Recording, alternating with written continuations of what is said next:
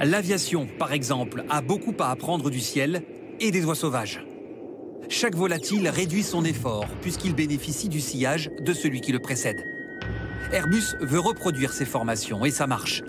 Lors d'un test transatlantique mené en 2021, 6 tonnes de kérosène, soit 5% en moins pour l'avion suiveur. Il y a quelques années, c'est le requin et son aileron effilé qui avaient suggéré le winglet, un appendice pour réduire les tourbillons aux extrémités de la voilure et baisser la consommation de 2 à 4%. Mais pour faire encore mieux, Airbus doit voir beaucoup plus grand, en commençant par plus petit. Son modèle télécommandé Albatros One a d'abord servi à vérifier l'exceptionnelle aptitude de l'oiseau marin. Capable de verrouiller ou déverrouiller ses ailes sans fatigue, selon les phases du vol, il utilise très peu d'énergie alors qu'il navigue sur des centaines de kilomètres. Même chose pour les rapaces, dont les rémiges, les plumes périphériques, exploitent chacune le moindre filet d'air avec un rendement imbattable. Mais pour aller plus loin dans l'imitation de ces champions, il faut un changement d'échelle, et c'est dans ce hangar de Toulouse que ça se passe. Up Next, la filiale chargée de l'innovation du constructeur y métamorphose un jet d'affaires classique en une créature ultra réactive, donc moins gourmande. Pendant 9 mois, l'aile va être allongée, dotée de multiples surfaces mobiles. Une fois en vol, un laser installé dans le nez et un calculateur vont ausculter l'air autour de l'appareil et ajuster chaque gouverne en temps réel pour limiter les turbulences désagréables et surtout glisser plus efficacement, donc réaliser de nouvelles économies, peut-être 10%. C'est l'espoir des ingénieurs. Les modifications sont tellement lourdes que par précaution, les vols d'essai à partir de 2024 se feront au-dessus d'une zone inhabitée et sans équipage à bord. L'eau est une autre source d'idées pour les chercheurs. Et ils se sont rappelé une évidence.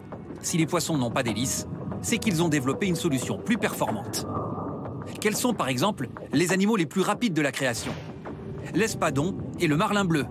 Ils filent à 110-120 km/h et dans un milieu 800 fois plus dense que l'air. Un miracle permis par l'ondulation de leur corps. Cette puissance exceptionnelle, Hill Energy compte bien l'exploiter. Depuis 11 ans, l'entreprise peaufine une hydrolienne souple, en carbone et caoutchouc. Plongée dans le courant d'un océan ou d'un fleuve, cette nageoire ondule naturellement, entraîne un moteur à la surface. Elle produit une électricité 100% verte. Verte, prédictible, inépuisable. On connaît les courants de marée pour les 100 prochaines années. On sait exactement quand et combien d'énergie propre on va pouvoir faire.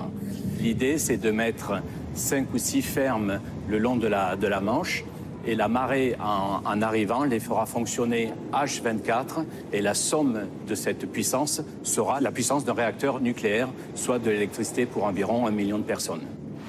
La course à la bio-inspiration est lancée partout dans le monde. Pour obtenir un aérodynamisme exceptionnel, le Shinkansen, le TGV japonais, s'est déjà inspiré de la tête ultra profilée du martin-pêcheur, idéal pour percer l'eau et fondre sur ses proies.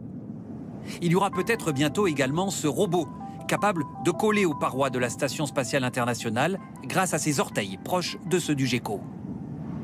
Le plus audacieux, un drone qui a du flair, le Smellicoptère, greffé d'une véritable antenne de papillon hypersensible aux odeurs.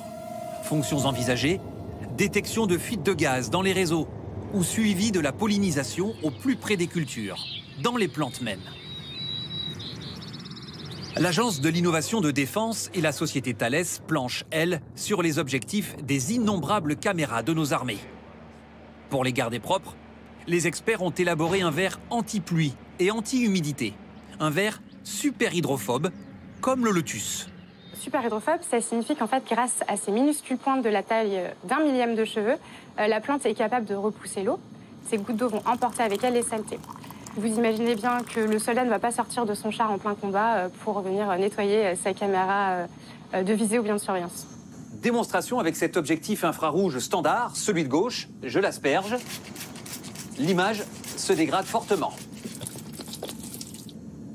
Même traitement à présent pour le verre spécial, celui de droite. L'eau rebondit, l'image reste excellente, un avantage potentiellement décisif sur l'adversaire.